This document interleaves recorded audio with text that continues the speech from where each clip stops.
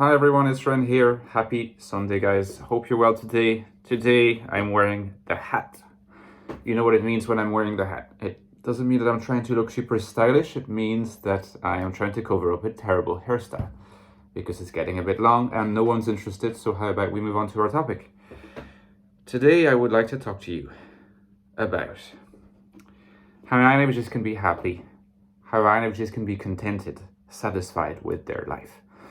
A big topic, a tall order, and well, let's hope that I can sort of boil down what I think are essential characteristics of what a right path to this goal is. Before I move on to my topic, remember, I've written a book on the INFJ personality where you'll find some more extensive explorations of some of the topics I will talk about today, the Ecstatic Soul, and my new novel, The Infinite Castle, that you can also get. It's a very nice product, and yeah, all this supports my channel too. It supports me. You can also support me on Patreon. That's also a great way to support my channel and my work. Thank you very much, guys, and I appreciate your support very much.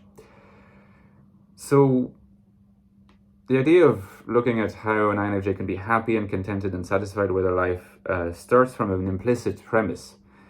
This implicit premise is pretty much the following, that the default situation of INFJs in the modern world, and this is something that I've talked about in previous videos, is not necessarily the most positive one. It's a challenging one. It's a challenging one because the modern world, the contemporary world, is very fast. The contemporary world is very individualistic, at least in a lot of societies, particularly in Western societies.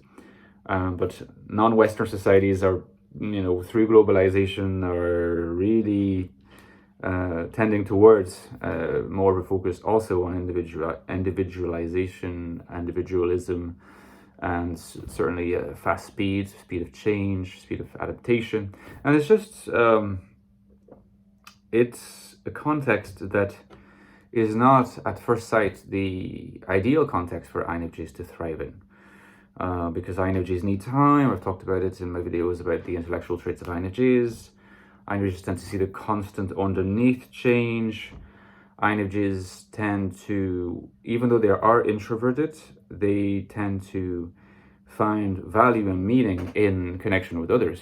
This is partly an expression of their healthy functioning of extroverted feeling, of the FE function. So all these aspects just don't seem to jive that well with the way our contemporary societies are going, the way they are and the way they're going. So how do you find your happiness in this context? I think that a misleading way in which INFJs might be brought when it comes to carving out, their satisfying life project or life plan is of retreating from this world in order to maybe stay online, maybe be focused on like a small circle of friends, and then feed whatever is lacking through online exploration of communities, making online friends, consuming videos, such as my videos perhaps, and finding a kind of balance between, just having this retreat and not finding complete satisfaction in this retreat, and so finding compensation for it through online resources. Because online is a world where things can be shaped to one's heart's content, at least to some degree, but I think this is a misleading way. It's that in itself is not necessarily a bad thing, and please, by all means, continue watching my videos.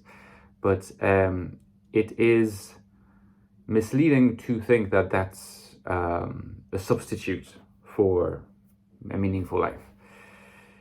It's not a substitute for a meaningful life because it will never be an equivalent of real life. There's such a thing as the principle of reality, and life on a screen, online friends are never going to quite replace real world interactions. Something that struck me about, because obviously I do interact with a lot of people online, is how quickly some of these people are apt to talk about acquaintances they made online and been getting on with for maybe a month, maybe 2 months, as friends. It's like, yeah, I mean, in some way, yes, they're friends, but in another way, a friend is someone that you build a friendship with, by definition, over years.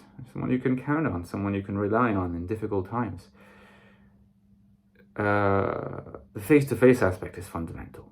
So, by all means, first of all, focus on having these friends that are face-to-face. And if it's a limited number of friends, that's okay. And if you new explore some topics just for yourself, because you identify with INFJs, maybe your real friends or IRL friends don't really understand that kind of stuff, and maybe you try to get them to pay attention, and maybe most likely they didn't completely resonate or follow your advice. That's okay. What I would like to say is that in addition to that, one way in which I think INFJs can lead a fulfilling life is if they, on top of having like interactions with real life people, friends, a partner, a relationship, really not to be underestimated. Preferably not an online relationship, or an online relationship that is providing evidence that there is a real intention of meeting in person and then building something together in person. That's what's happening to me. I'm private about my relationships, but it did begin as something that was online for very practical reasons. But from the very beginning, it was very clear on both sides there was intention to build something in person and together. Okay. So that's okay. But, because there's the phenomenon of catfishing, but there's also the phenomenon of finding comfort in the idea that an online relationship remains online because you're not going to enjoy, you're not going to enjoy a lot of what in-person relationship brings, but you're going to enjoy think you're going to enjoy certain aspects of online relationships, which in some sense they present far fewer problematic situations and challenges than IRL relationships do. But there's a reason for that, is that they're ideally just the first stage toward a real relationship. Otherwise, try to steer clear of them because they're never going to completely satisfy you. And a relationship is very important to a fulfilling life. You're not going to meet someone in real life unless you go out into the world.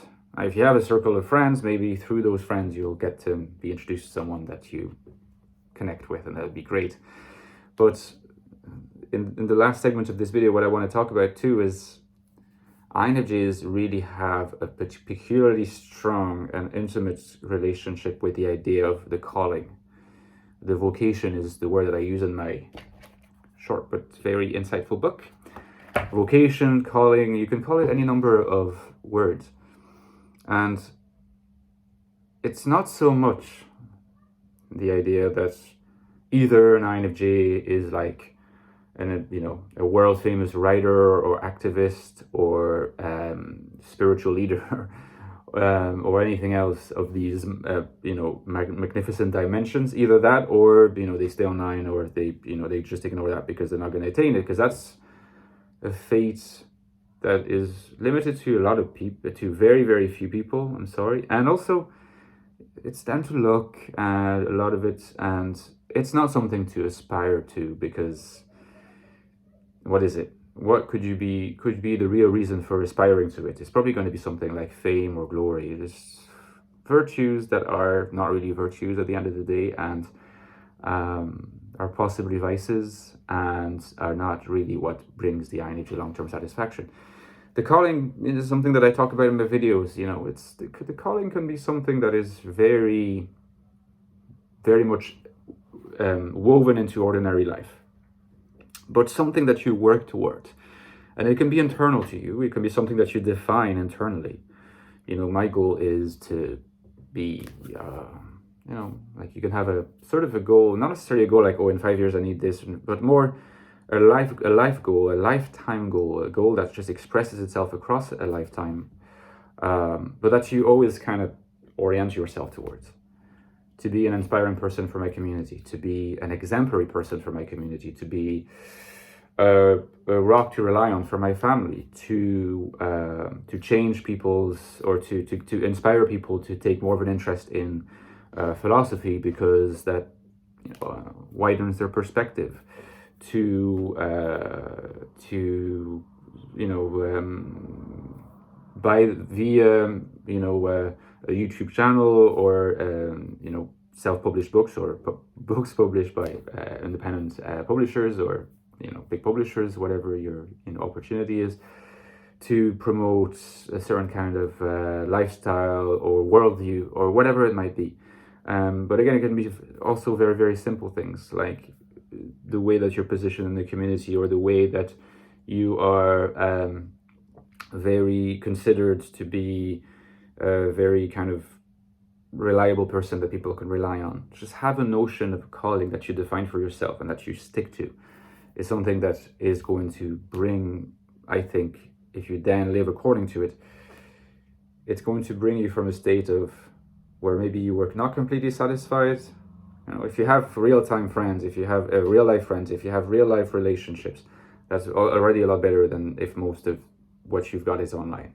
But if on top of that you have a calling that you've defined for yourself, and that, you know, you're given a name to something that you relate to anyway, in a big way, and you come to appreciate that that's not a sign of arrogance to have this idea of a calling, and it's not something that you even need to talk to people a lot about. It's something that is to do with yourself, that you instantiate in real life. That is something that's going to make a big difference to your life satisfaction and happiness. And it's not monetary necessarily. It's not even easy to substantiate, but it's something that has inestimable value nonetheless. Let me know in the comments what you think, guys. Apologies that this video was released a little bit later than planned. It's just I had last minute things to take care of. Hope you enjoyed. Let me know in the comments what your thoughts are, and I will see you next week. Bye-bye.